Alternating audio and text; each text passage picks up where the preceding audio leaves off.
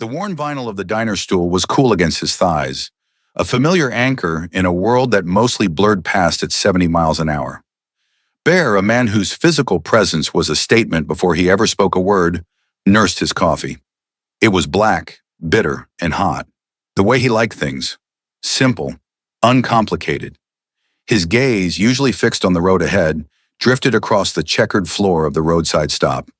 It was a habit, scanning rooms, cataloging exits, weighing the people within them.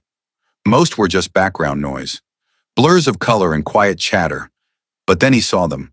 A woman, a man, and a little girl crammed into a booth by the window. At first glance, they were a family stopping for a meal. The man, Rick, was all smiles and teeth, one arm draped possessively over the back of the booth, his hand resting a little too high on the woman's shoulder. The woman, Sarah, had a smile that didn't reach her eyes. Her movements were small, contained, as if she were afraid of taking up too much space. She cut the girl's pancakes into meticulously even squares, her focus absolute, a shield against the man's easy charm. And then there was the girl, Lily, maybe 6 or 7 years old, with hair the color of dandelion fluff and eyes that were far too old. She wasn't eating.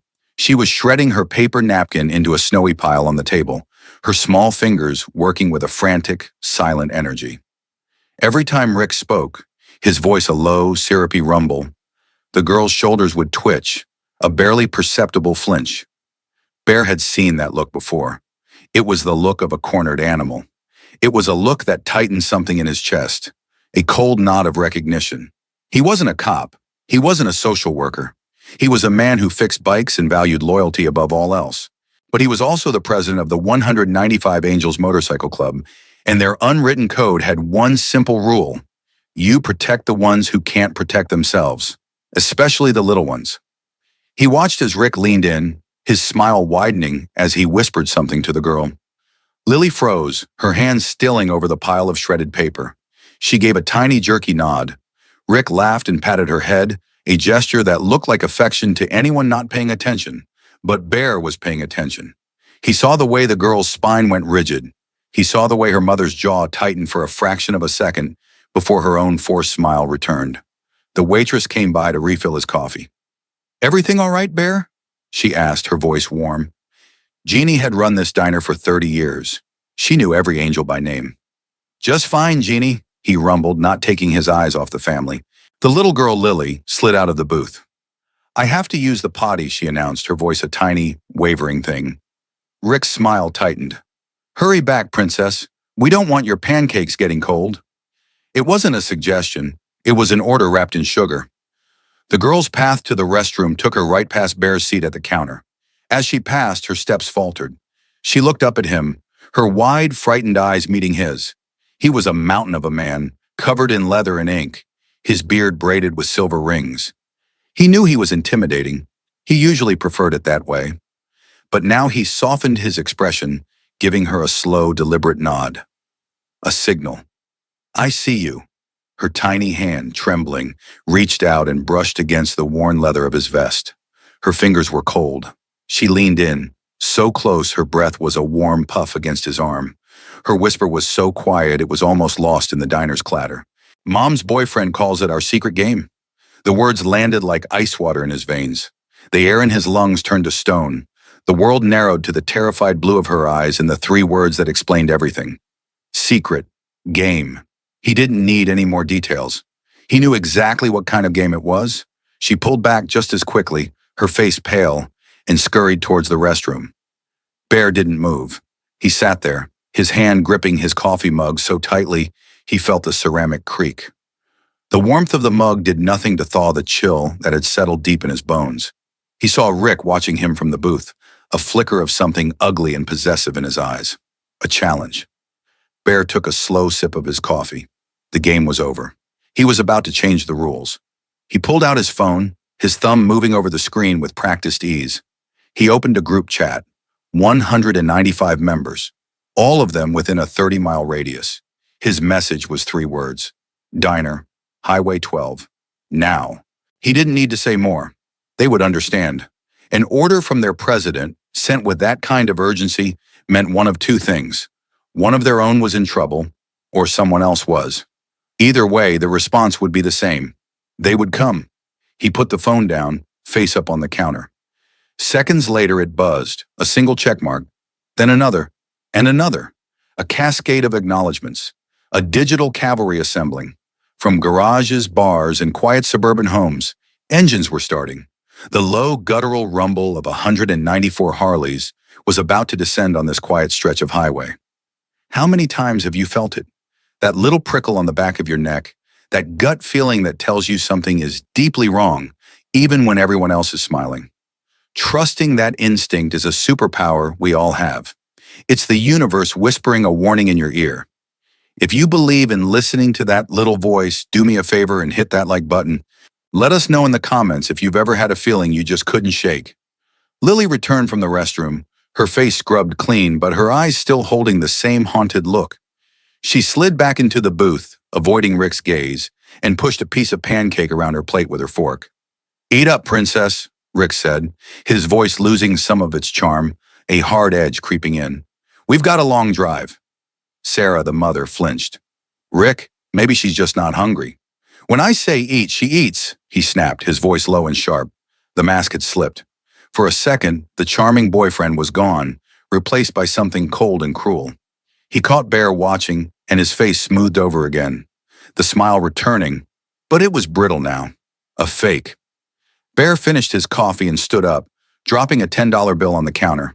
He stretched, making a show of rolling his broad shoulders. He walked over to the jukebox, his heavy boots echoing on the linoleum. He didn't put any money in. He just leaned against it, his arms crossed, positioning himself between the family's booth and the diner's only exit. He was a 6'4", 300-pound wall of leather and muscle. A problem, Rick noticed. "Something we can help you with, pal?" he asked, his tone dripping with false friendliness. Bear met his gaze. He didn't smile, just enjoying the ambiance. The first sound was faint, a distant hum on the edge of hearing. It grew steadily, a low thrum that vibrated through the floorboards. It sounded like a swarm of angry hornets. It sounded like thunder rolling in on a clear day. Jeannie, the waitress, looked up from the grill, a slow smile spreading across her face. The other patrons in the diner started to murmur, looking towards the windows. The humming grew into a roar, a deafening, ground-shaking symphony of V-twin engines. One by one, they pulled into the parking lot. Choppers, baggers, custom builds, a sea of chrome and black leather. They didn't park neatly in the lines. They formed a semicircle around the diner's entrance, their headlights cutting through the afternoon sun, their engines idling in a menacing chorus. Men and women all wearing the same patch on their backs, a skull with angel wings, circled by the words 195 angels. Rick's face had gone pale. His bravado evaporated, replaced by a raw, naked fear. He looked from the army of bikers outside to the giant one blocking his exit. He was trapped. The diner door swung open. A man named Stitch, Bear's second in command, walked in. He was leaner than Bear, coiled like a spring, with a long scar that ran from his temple to his jaw. He surveyed the room, his eyes locking onto Bear. He gave a slight nod. "Afternoon, Jeannie," Stitch said, his voice calm. "Looks like the boys are thirsty." One after another, they filed in. 10, 20, 30 of them.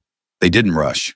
They moved with a quiet, deliberate purpose, filling every empty seat, standing along the walls, their presence sucking the air out of the room. The other customers sat frozen, their forks halfway to their mouths. The diner fell silent, save for the idling rumble from outside. Bear pushed himself off the jukebox and walked slowly toward the booth. Every step was heavy, measured. He stopped at their table, his shadow falling over them. He didn't look at Rick. He looked at Sarah, the mother. His voice was surprisingly gentle. "Ma'am," he said, "my name is Bear. My friends and I are about to head out for a long ride. We were wondering if you and your daughter would like to join us." Sarah stared at him, her eyes wide with a mixture of terror and a dawning, impossible hope. She looked at Rick, who was sweating now, his face a mask of fury and fear. She looked at her daughter, who was watching Bear with an expression of pure awe. We can't," Sarah stammered, her voice barely a whisper. "We're with him." Bear's gaze finally shifted to Rick. The temperature in the room seemed to drop 10 degrees. "I don't think you are," Bear said, his voice flat and cold as steel. I think your trip together just ended. Rick puffed out his chest, a last-ditch effort of defiance. You have no right. This is my family. Is he your family? Bear asked Sarah, his voice still quiet, but carrying an intensity that made the air crackle. He didn't wait for an answer. He looked at Lily. Is this a game you want to keep playing? The little girl shook her head, a tear finally tracing a path through the grime on her cheek. She looked at her mother, her expression pleading. That was all it took. The dam of Sarah's fear broke. A sob escaped her lips, a raw, ragged sound of years of suppressed terror. No, she wept. Please, no more. That was the only permission Bear needed. Stitch, he said without looking away from the table. Stitch moved from the doorway.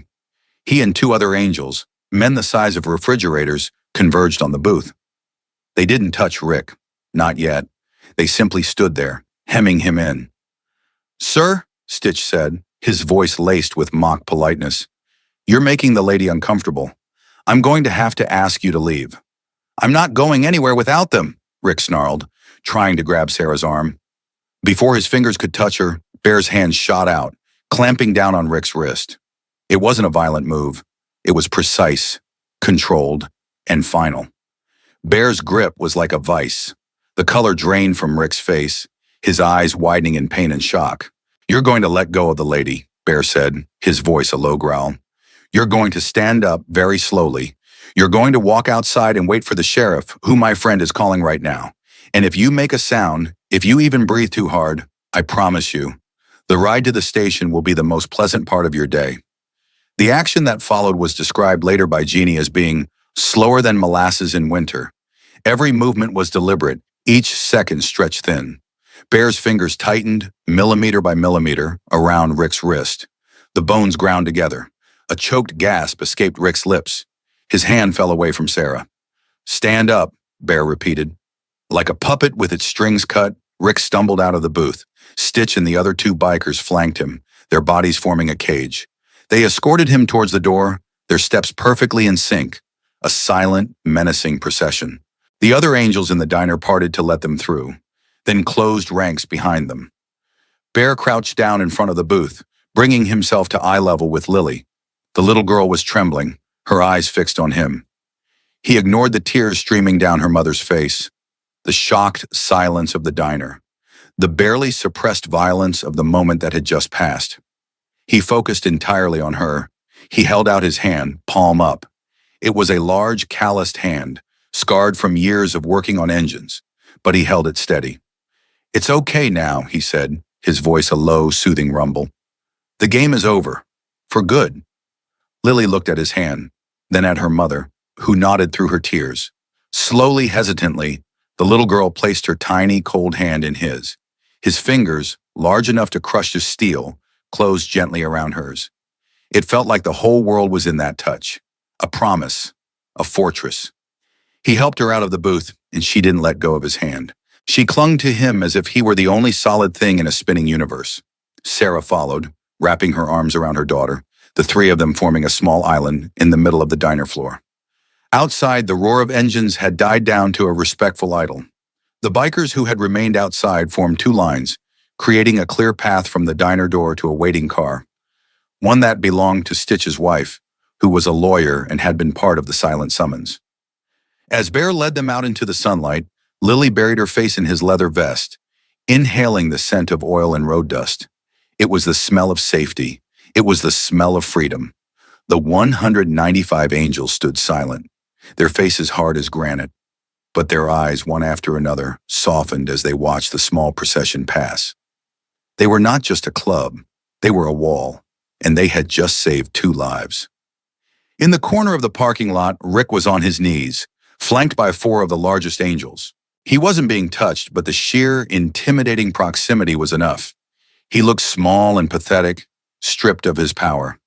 The flashing lights of a sheriff's cruiser were just appearing over the horizon.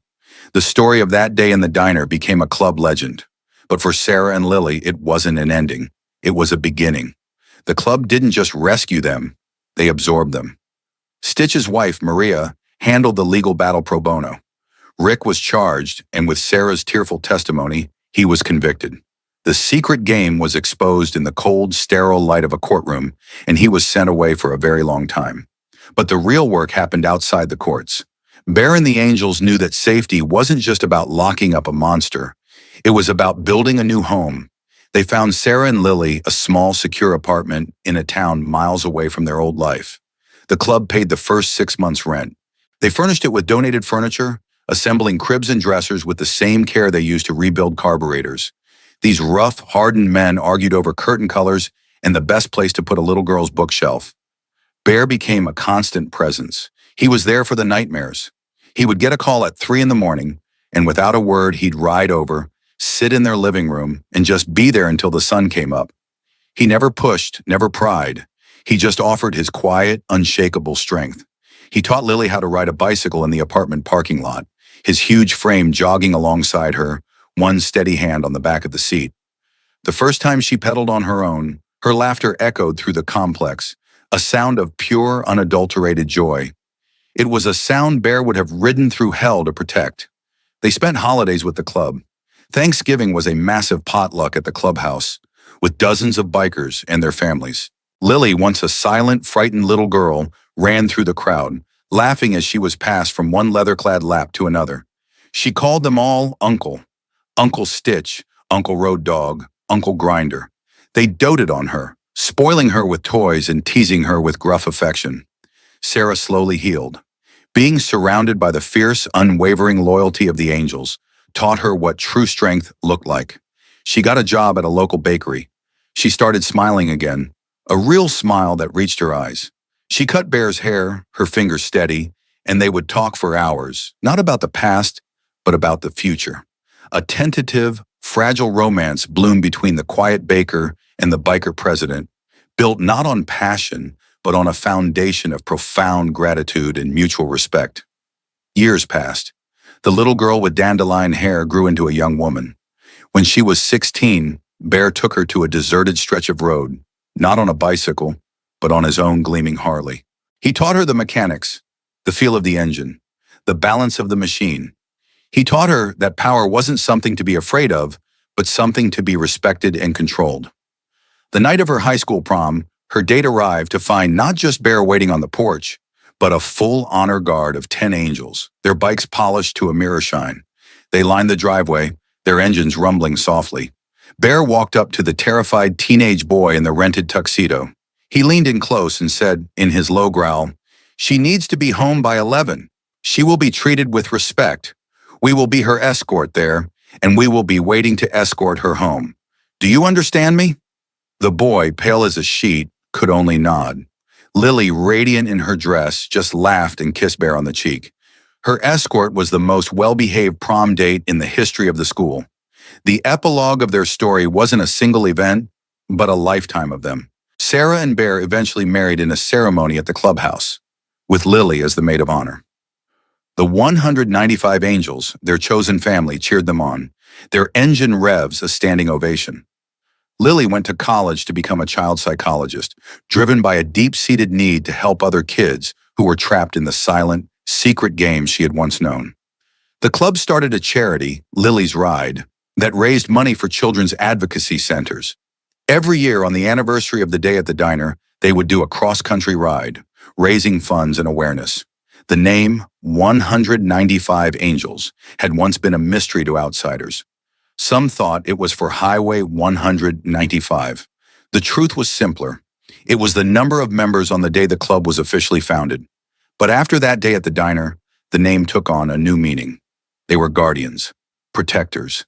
They were the thunder that rolled in to scare away the monsters. One crisp autumn evening, years later, an older Bear sat on his porch with Lily, now a confident woman with her own life, her own purpose. They were watching the sunset paint the sky in hues of orange and purple. "Do you ever think about that day?" she asked softly. Bear took a long pull from his beer. "Every day," he said. His voice was rougher now, weathered by time and the road. "It was the day my life really started." "Mine too," she whispered, leaning her head on his shoulder. "You were my angel, you know." He wrapped a massive arm around her. "Nah," he rumbled. "You were the one who was brave. All I did was listen. The bravest thing in the world is a small voice speaking a big truth in a quiet room. Heroes don't always wear capes or badges. Sometimes they wear worn leather and ride on two wheels. They are the ones who pay attention when no one else is looking, the ones who listen to the whispers others ignore. They are proof that one person's courage, one simple act of intervention, can change the world for someone. If this story reminds you that there are angels all around us, in the most unexpected forms, share it with someone who needs to hear it. And don't forget to subscribe for more stories about the everyday heroes who choose to answer the call. Because you never know when you might be the one who needs to listen to a whisper.